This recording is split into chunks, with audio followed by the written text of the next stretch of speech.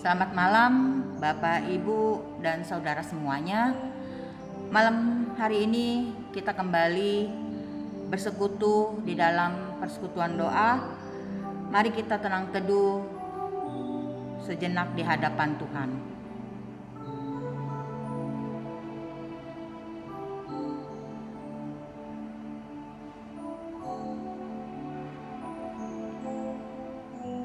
Amin.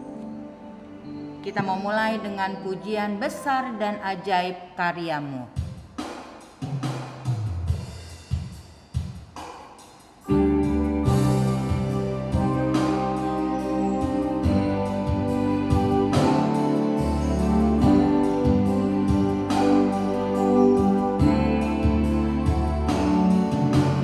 Besar dan ajaiblah karyamu,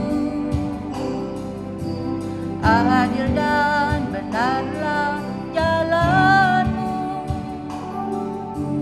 Raja segala bangsa yang maha kuasa, mulia namamu. Layaklah segala bangsa sujud kepadamu,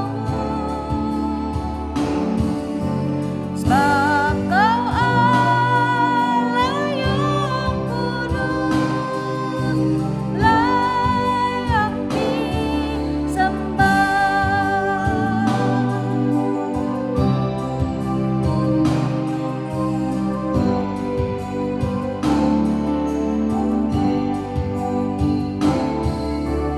Besar dan ajaiblah karyamu, adil dan benarlah jalanmu, Raja segala bangsa yang maha kuasa, mulia namamu. Layaklah segala bangsa sujud kepadamu, sebab Kau Allah yang kudus, layak disembah.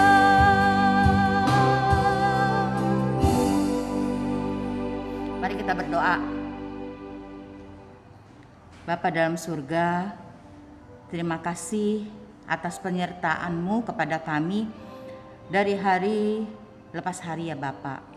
Dan pada malam hari ini kami mau memuji, memuliakan nama-Mu Tuhan. Dan terutama lagi kami mau mendengar renungan firman-Mu. Kiranya Tuhan yang memimpin dan memberkati persekutuan doa ini. Dalam nama Tuhan Yesus kami sudah berdoa. Amin. Kembali kita mau menaikkan pujian Lingkupiku.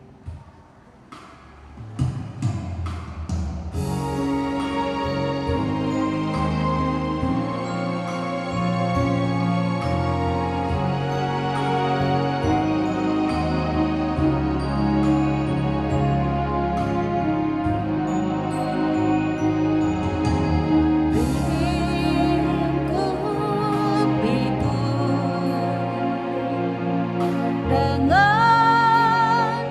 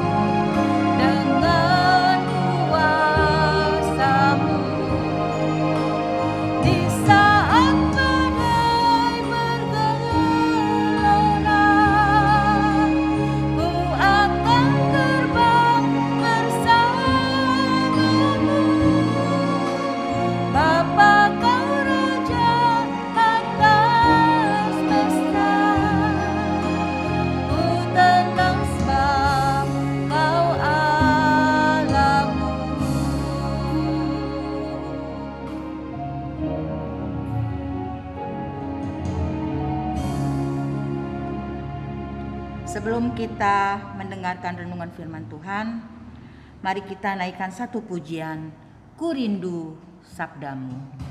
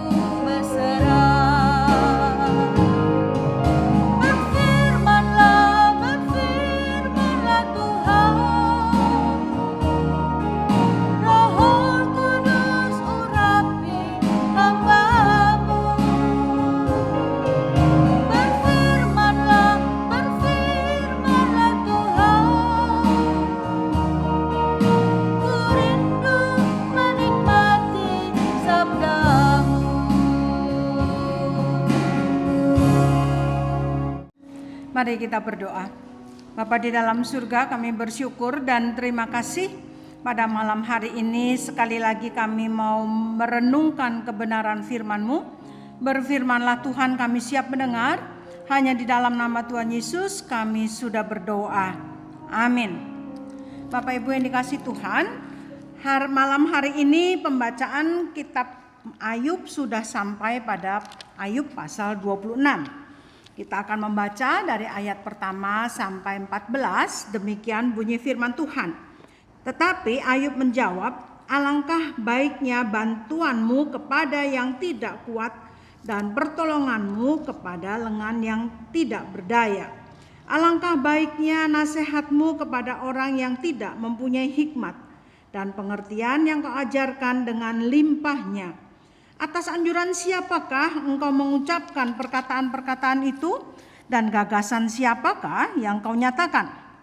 Roh-roh di bawah menggeletar, demikian juga air dan penghuninya. Dunia orang mati terbuka di hadapan Allah, tempat kebinasaan pun tidak ada tutupnya. Allah membentangkan utara di atas kekosongan dan menggantungkan bumi pada kehampaan. Ia membungkus air di dalam awannya, namun awan itu tidak robek. Ia menutup pemandangan tahtanya, melingkupinya dengan awan. Ia telah menarik garis pada permukaan air, sampai ujung perbatasan di antara terang dan gelap. Tiang-tiang api bergoyang-goyang, tercengang-cengang oleh hardiknya. Ia meneduhkan laut dengan kuasanya dan meremukkan Rahab dengan kebijaksanaannya. Oleh nafasnya langit menjadi cerah, tangannya menebus ular yang tangkas. Sesungguhnya semuanya itu hanya ujung-ujung jalannya. Betapa lembutnya bisikan yang kita dengar daripadanya.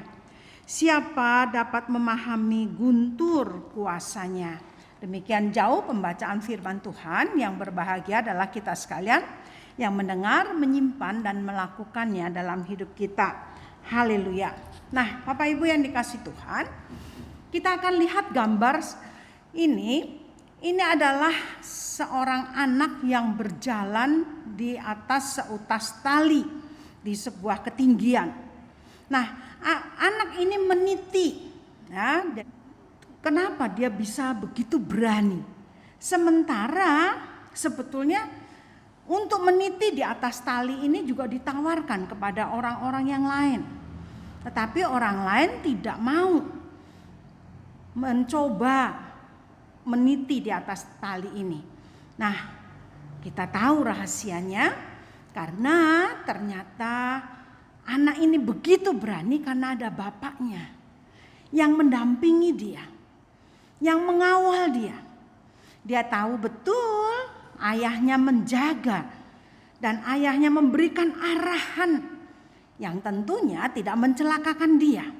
Dia begitu percaya kepada ayahnya. Dan tidak sama dengan orang-orang lain di sana, penonton yang ditawarkan juga untuk naik ke atas tali ini, mereka tidak berani karena mereka tidak mengenal dengan baik seorang ayah akrobatik yang luar biasa ini. Nah, saudara-saudara, Ayub 26 pasal 26 ini memaparkan dua macam tipe orang. Tipe yang pertama adalah orang-orang yang mengenal Allah sepintas lalu. Dan tipe yang kedua, orang yang mengenal Allah dengan baik. Seperti anak akrobatik tadi. Ya, dia mengenal benar ayahnya, sementara penonton tidak mengenal dengan baik, maka tidak berani.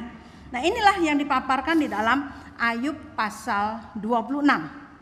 Nah, pada pasal 26 ini diawali dengan kecaman Ayub terhadap pemikiran Bildad yang mewakili teman-temannya yang terus-menerus memojokkan Ayub dan mengulang-ulang supaya Ayub mengakui dosanya. Maka tidak heran seorang penafsir, Meredith G. Kleen, mengatakan kemungkinan besar itu teman-teman Ayub itu diilhami oleh iblis. Ya, sehingga terus memojokkan Ayub sehingga akhirnya Ayub mengutuki Allah gitu ya. Nah, pada ayat yang keempat Ayub menantang mereka dengan mengatakan, atas anjuran siapakah engkau mengucapkan perkataan-perkataan itu, dan gagasan siapakah yang kau nyatakan? Bantuan kalian itu sebetulnya hanya untuk orang lemah, yaitu pada ayat yang kedua. Nasihat kalian itu cocoknya hanya untuk orang fasik. Nah, mengapa Ayub berpendapat demikian? Karena pada ayat yang kelima sampai ke-14, Ayub akan menyatakan pengenalannya kepada Allah dengan sangat mencengangkan. Nah, bagaimana pengenalan Ayub kepada Allah? Ayub mengenal Allah sebagai Allah pemegang kendali di dalam kehidupannya. Di tengah-tengah kesendiriannya, dalam penderitaannya, Ayub mungkin sekarang mulai berkali-kali melihat ciptaan Allah.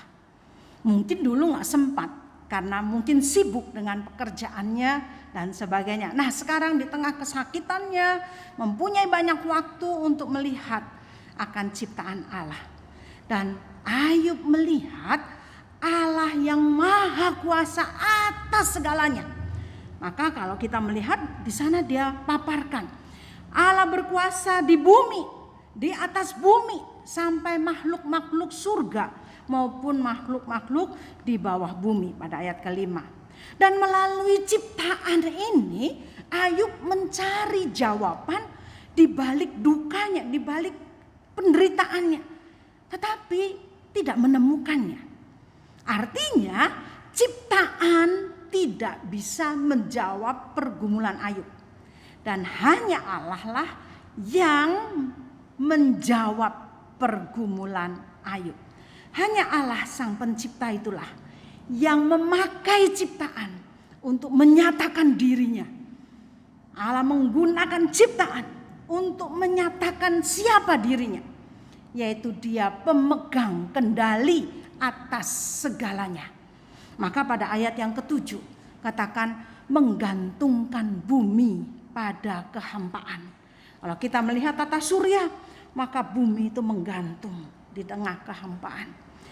Ayat yang ke-8, ia membungkus air di dalam awannya, namun awan tidak robek. Kenapa? Karena Allah yang mengendalikan. Ayat yang ke-10, ia menarik garis pada permukaan air. Artinya Allah membatasi mana wilayah air, mana wilayah daratan. Ayat 12, ia meneduhkan laut dengan kuasanya. Nah, saudara-saudara, jikalau Allah mampu memegang kendali atas ciptaannya, dia pun juga mampu memegang kendali atas hidup umatnya. Walaupun umatnya mungkin sedang menghadapi tantangan, penderitaan seperti yang Ayub alami. Namun tetap kita melihat bahwa Allah pemegang kendali. Atas diri Ayub kita melihat bahwa iblis tidak akan pernah menjamah nyawa Ayub. Bukankah itu berada di dalam kendali Allah? Di dalam 1 Korintus pasal 10 ayat 13, pencobaan yang kita alami pun berada di bawah kendalinya. Coba kita lihat ya pada 1 Korintus 10 ayat 13. Pencobaan-pencobaan yang kamu alami adalah pencobaan-pencobaan biasa yang tidak melebihi kekuatan manusia. Sudah kendali Allah. Sebab Allah setia, karena itu ia tidak akan membiarkan kamu dicobai melampaui kekuatanmu. Kendali Allah ada di sana. Pada waktu kamu dicobai, ia memberikan kepadamu jalan keluar sehingga kamu dapat menanggungnya. Luar biasa sekali Bapak Ibu. Allah mengendalikan kehidupan umatnya. Yang menjadi masalah adalah kadang-kadang kita nggak mau dikendalikan Tuhan. Maunya hidup menuruti keinginan diri sendiri yang nggak pernah habis. Mengejar dunia.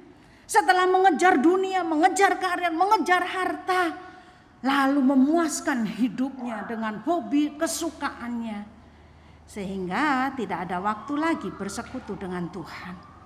Maka tidak heran jika kerohaniannya terasa kering, ngerasa tidak bertumbuh, tidak ada kegairahan untuk melayani, tidak ada kegairahan untuk bersekutu dengan Tuhan. Kenapa? Karena yang mengendalikan hidup kita bukan Tuhan, tetapi diri sendiri. Mari kita serahkan hidup kita ini di bawah kendali Tuhan. Dia mampu mengendalikan kehidupan kita. Kita hanya perlu taat saja. Yang kedua, pengenalan Ayub kepada Allah adalah Allah yang mengasihinya. Pada ayat ke-9, itulah tanda kasih Allah kepada Ayub. Ia menutupi pemandangan tahtanya, melingkupinya dengan awan. Ayub menyadari bahwa sebagai manusia yang lemah, rentan untuk berbuat dosa. Dulu waktu dia masih jaya, dia masih sering memberikan persembahan untuk korban pengampunan dosa, baik untuk dirinya maupun untuk keluarganya. Tetapi sekarang dia sudah tidak mempunyai apa-apa, tapi dia masih boleh datang kepadanya, boleh memandangnya, walaupun dengan tubuh yang berpenyakit dan tidak lagi mampu membawa korban persembahan seperti dulu. Tapi dia tahu Allah tidak menolaknya, dan Allah tetap menyatakan kasih-Nya dengan menutupi awan-awan tahtanya itu.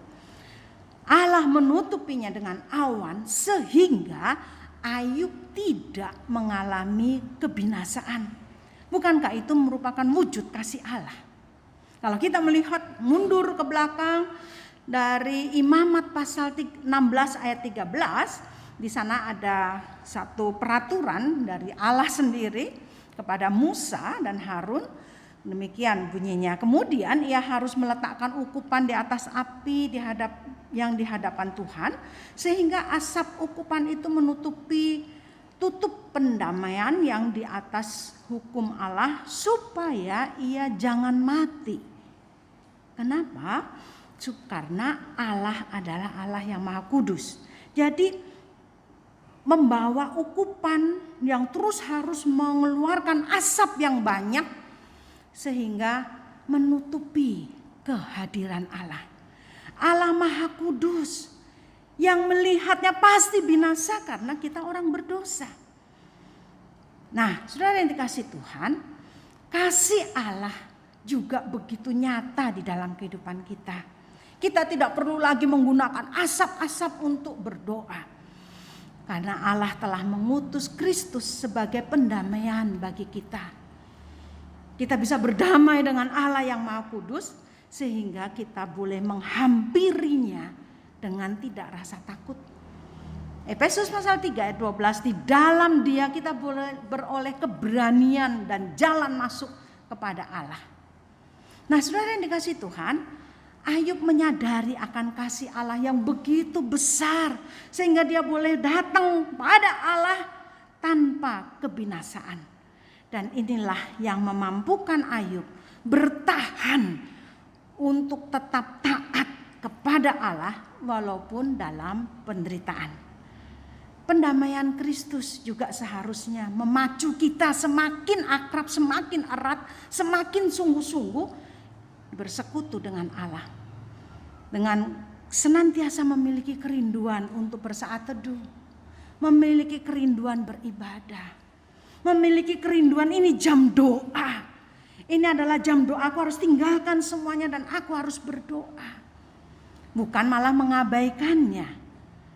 Ingatlah pendamaian Kristus ditandai dengan pencurahan darah, pengorbanan yang luar biasa.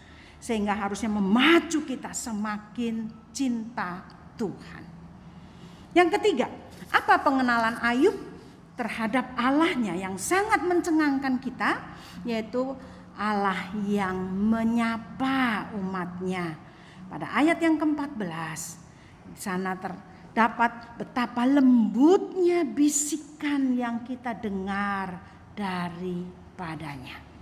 Nah, saudara yang dikasih Tuhan, Allah yang dikenal oleh Ayub adalah Allah yang Maha Kuasa, Maha Kudus, namun bukan Allah yang kejam dan bukan Allah yang berdiam diri di singgasananya, tetapi Allah yang menyapa umatnya. Dan melalui bisikannya yang lembut itu, Ayub mulai memahami Allah dan semakin mengenal Allah yang dipercayainya. Bisikan atau sapaan Allah telah nyata di dalam diri Kristus yang rela menjumpai kita, manusia yang berdosa, supaya kita bisa kembali bersekutu dengan Dia. Dengan demikian, sapaan dan bisikan firman Tuhan ini seharusnya senantiasa dialami oleh anak-anaknya. Masalahnya adalah bagaimana kita bisa peka akan bisikan Tuhan. Bisikan yang begitu lembut. Jikalau 24 jam habis hanya untuk urusan kita sendiri. Tidak ada lagi waktu untuk Tuhan. Tidak ada lagi waktu untuk baca Alkitab. Dengan demikian kita tidak akan merasakan atau mengalami, bahkan tidak menyadari bahwa kasih karya Allah senantiasa terjadi dalam kehidupan kita. Kita tidak akan mengalami, tidak akan merasakan itu. Karena kita tidak memiliki waktu bersama dengan Tuhan. Nah, kembali lagi pertanyaannya, siapakah saya? Apakah saya seperti teman-teman Ayub yang sekedar tahu Allah, mengenal Allah, tetapi tidak mengalami kasih dan kuasanya di dalam kehidupan kita? Atau kita seperti Ayub, walaupun di dalam pergumulan, dalam penderitaan, tetapi memiliki hati yang semakin mengenal Allah dan mengalami Allah di dalam kehidupan kita. Bahwa Allah adalah Allah yang memegang kendali dalam hidupnya. Allah yang mengasihi kita dan Allah yang senantiasa menyapa umatnya. Kiranya Tuhan memberkati kita sekalian. Amin. Mari Bapak Ibu dan saudara sekalian, kita akan memasuki doa syafaat kita. Yang pertama-tama kita mau berdoa, kita mau bersyukur atas pertolongan dan pemeliharaan Tuhan terhadap kita semua. Mari kita berdoa. Kami bersyukur kepadamu ya Bapa atas segala penyertaan dan perlindungan yang telah Engkau berikan kepada kami sepanjang hidup kami, dan teristimewa segala bimbingan-Mu pada hari ini ya Bapa. Kami bersyukur kepadamu sebab kasih setiamu terus melimpah di dalam kehidupan kami setiap hari. Juga atas segala berkat-berkat yang sudah Tuhan berikan. Terima kasih ya Bapa. Dalam nama Tuhan Yesus, kami sudah mengucap syukur. Amin. Yang kedua, kita mau berdoa untuk GKJH Pusat dan POS. Kita mau berdoa untuk pertumbuhan iman jemaat, untuk sekolah minggu dan remuda. Mari kita berdoa. Bapa dalam surga, pada saat ini kami juga mau berdoa bagi seluruh jemaat-Mu, baik yang di GKJH Pusat maupun yang di POS. Kiranya Tuhan yang terus menjaga dan melindungi, dan biarlah kami juga berdoa bagi jemaat-Mu agar terus mengalami pertumbuhan iman, agar kami boleh semakin dewasa di dalam Tuhan dan semakin mencintai Engkau ya Bapa. Kami juga berdoa bagi sekolah minggu kami ya Bapa, di mana anak-anak sampai saat ini masih belum bisa beribadah secara offline. Kiranya Tuhan yang terus memelihara anak-anak-Mu ini ya Bapa, iman percaya mereka tetap taat beribadah dan semakin mengasihi Engkau. Begitu juga dengan remuda di gereja kami ya Bapa. Biarlah remuda ini boleh tetap setia dan semakin mencintai Engkau. Terima kasih ya Bapa. Dalam nama Tuhan Yesus kami sudah berdoa. Amin. Yang ketiga, kita mau berdoa bagi pergumulan jemaat, bagi usaha dan pekerjaan mereka. Kita juga mau berdoa bagi lansia dan bagi yang sakit. Mari kita berdoa. Ya Tuhan, pada saat ini juga kami berdoa bagi usaha dan pekerjaan jemaat-Mu, agar terus Tuhan yang memberkati setiap usaha dan pekerjaan mereka. Berdoa untuk para lansia, kiranya Tuhan yang menjaga dan melindungi hari-hari mereka. Berikan mereka kekuatan dan kesehatan yang daripada-Mu setiap hari. Mereka boleh merasakan sukacita di dalam Tuhan. Kami juga berdoa bagi yang sedang mengalami kelemahan tubuh. Kiranya Engkau saja yang mau menjamah mereka melalui obat-obatan yang diberikan, dan boleh membaik hari lepas hari. Semua ini kami serahkan hanya ke dalam nama-Mu saja. Amin. Dan yang keempat, kita juga mau berdoa untuk bangsa dan negara kita ini, untuk pemimpin negeri ini, untuk keamanan dan penanganan COVID pada saat ini. Mari kita berdoa. Kami juga berdoa untuk bangsa dan negara kami ya Bapa. Berkatilah pemerintah dan pemimpin kami, serta seluruh aparat pemerintah kami. Anugerahkanlah mereka hikmat dan kebijaksanaan yang daripada Tuhan, agar mereka dapat membangun negeri ini, dan bimbinglah mereka dalam mengambil keputusan-keputusan yang baik demi kemakmuran dan kesejahteraan rakyat Indonesia, serta untuk kemuliaan nama-Mu saja ya Bapa. Kami juga berdoa ya Tuhan, terus berikan kesehatan bagi para pemimpin negeri ini, apalagi di masa pandemi ini. Terima kasih ya Tuhan, kami juga mengucap syukur atas redahnya wabah COVID-19 pada saat ini. Terima kasih untuk pemerintah dalam pencegahannya, dalam upaya-upayanya. Kiranya seluruh rakyat ini juga bisa bekerja sama untuk mengikuti protokol kesehatan setiap hari, dimanapun mereka berada. Dan untuk vaksin yang sudah berjalan, biarlah boleh berlangsung dengan baik. Terima kasih ya Bapa. Dalam nama Tuhan Yesus kami bersyukur. Amin. Dan yang terakhir, kita juga mau berdoa bagi PAUD Cahaya Kasih. Kita berdoa untuk guru-gurunya, untuk anak-anak, untuk orang tua, dan untuk donatur. Mari kita berdoa. Dan pada akhirnya ya Bapa, kami juga mau menyerahkan PAUD Cahaya Kasih yang sudah Tuhan percayakan bagi kami. Meskipun masih berlangsung secara online, biarlah anak-anak ini boleh diberikan kedisiplinan dalam belajar dan boleh mengalami kemajuan di dalam pelajaran. Berkatilah orang tua mereka dan boleh terus mendukung proses belajar di rumah ini ya Bapak. Berikan kesabaran di dalam membimbing anak-anak mereka. Kami juga berdoa untuk guru-gurunya, kiranya Tuhan terus yang memelihara, menjaga dan memberkati kehidupan keluarga mereka.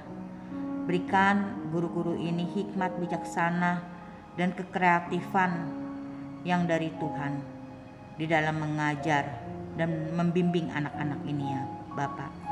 Tuhan yang memampukan. Dan untuk para orang tua asuh dan para donatur yang sudah setia untuk mengambil bagian dan memberikan dananya untuk operasional PAUD Cahaya Kasih ini. Kiranya Tuhan terus berkati keluarga dan usaha dan pekerjaan mereka. Tuhan yang menyertai keluarga mereka ya Bapak. Terima kasih. Kami percayakan PAUD Cahaya Kasih ini ke dalam tangan kasih-Mu ya Bapak.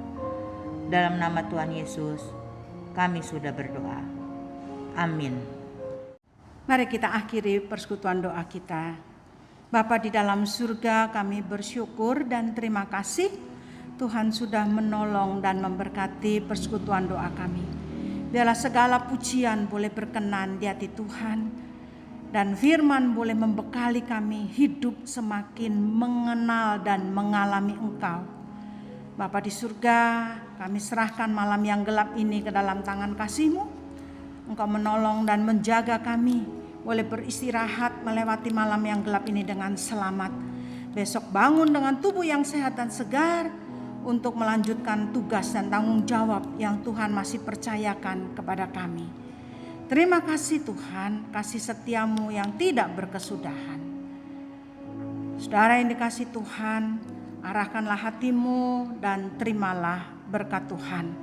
Kasih karunia dan damai sejahtera dari Allah Bapa dan dari Tuhan Yesus Kristus serta persekutuan Roh Kudus menyertai kita dari sekarang sampai selama-lamanya.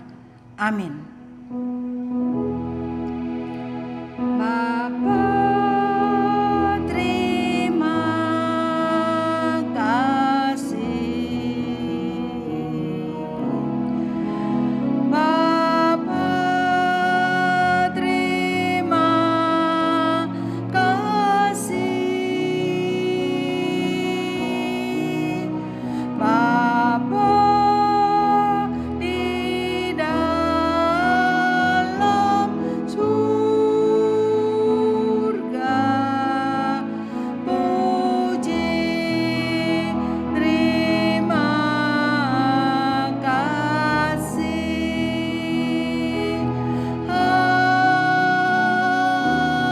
Amin. Selamat malam, Tuhan Yesus memberkati.